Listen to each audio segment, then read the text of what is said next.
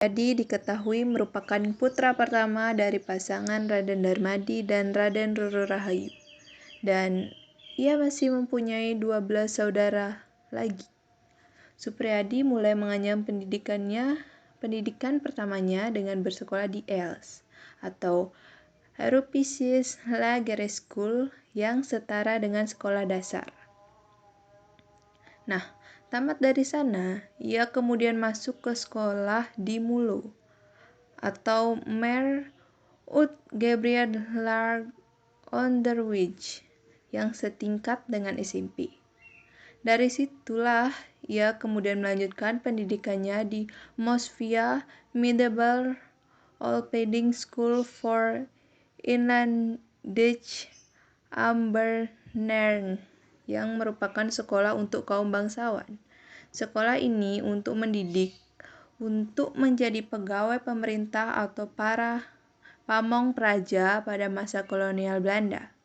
Namun, belum lulus dari sekolah tersebut, pendidikan militer yang keras yang diikuti oleh Supriyadi membuat ia kemudian mendapat pangkat sebagai komandan peleton atau Sodanko yang kemudian dikenal dengan sebutan Sodanko Supriyadi oleh Jepang. Supriyadi kemudian ditugaskan di Blitar, Jawa Timur. Sebab pemberontakan peta di Blitar adalah keyakinan bahwa tentara Jepang akan kalah di Perang Asia Timur Raya sesuai berita di radio internasional, yaitu daerah kekuasaan Jepang satu persatu jatuh ke tangan sekutu. Maka sebelum tentara sekutu mendarat di Indonesia dan menjadikan Indonesia sebagai wilayah penjajahan Belanda kembali, Indonesia berupaya untuk segera merdeka dan memperoleh pengakuan kemerdekaan dari internasional. Karena keyakinan tersebut, muncullah dorongan keinginan Indonesia untuk secepatnya merdeka. Lagi pula ketika itu Indonesia dikuasai oleh Jepang, semakin hari rakyat semakin menderita. Maka pada tanggal 14 Februari 1945 dipilihkan sebagai hari perlawanan karena bertepatan dengan pertemuan komandan dan anggota PETA di Blitar. Prajurit-prajurit PETA di Blitar di bawah pimpinan Sodanko atau Komandan Peleton, yaitu Supriyadi, melancarkan perlawanan terhadap Jepang pada 14 Februari 1945. Perlawanan ini timbul karena ia tidak tahan melihat kesengsaraan rakyat terutama di daerah Blitar yang dipekerjakan sebagai tenaga romusa. Apalagi banyak di antara mereka merupakan sanak keluarga prajurit PETA. Perlawanan Supriyadi dan kawan-kawan sangat merepotkan pasukan Jepang.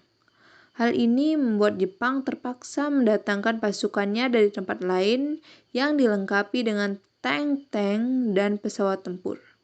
Perlawanan Supriyadi dan para pengikutnya mengalami kegagalan karena persiapan yang kurang matang dan karena tidak mendapat dukungan dari rakyat. Pada akhirnya, prajurit-prajurit PETA yang ikut melawan Jepang ditangkap dan diamankan ke Mahkamah Militer di Jakarta. Setelah menjalani beberapa kali persidangan, mereka dijatuhi hukuman sesuai dengan perannya masing-masing. Sebanyak 6 orang dijatuhi hukuman mati karena mereka terbukti membunuh tentara Jepang, yaitu yang pertama Dr. Ismanggil, yang kedua Muradi, yang ketiga Sunanto, yang keempat Sudarmo, yang keenam Suparyono, dan yang terakhir Halir Mangkudijaya. Kemudian 35 orang lagi dijatuhi hukuman penjara antara 2 tahun sampai hukuman penjara seumur hidup. Pimpinan perlawanan Supriyadi tidak disebut dalam sidang. Akhir dari perlawanan di Blitar adalah perlawanan tersebut dapat menyingkirkan Jepang. Namun dampaknya adalah banyak pejuang dari Indonesia yang gugur, bahkan Supriyadi sendiri. Bahkan jenazah Supriyadi sampai dengan Sekarang tidak diketahui di mana rimbanya.